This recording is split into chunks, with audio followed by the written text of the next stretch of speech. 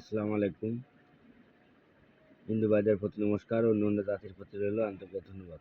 আজকে আপনাদের মাঝে তেল পড়া বশীকরণ আপনাদের মাঝে উন্মুক্ত করে দিলাম এবং আপনারা এই তেল পড়া বশীকরণ মন্ত্র আপনারা মুখস্থ করবেন 108 বার।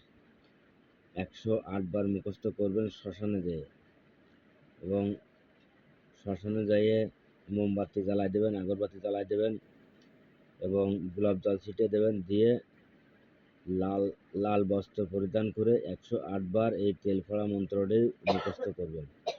মুখস্থ করে তারপরে আপনারা এই তেল পড়া দিয়ে আপনারা কি করতে পারবেন, মানুষ বলে যে তেল পড়া বশীকরণ বা সিটে পড়া, এই সেই সিটে পড়া বশীকরণ অরিজিনাল বিদ্যা, এটা গুরু বিদ্যা।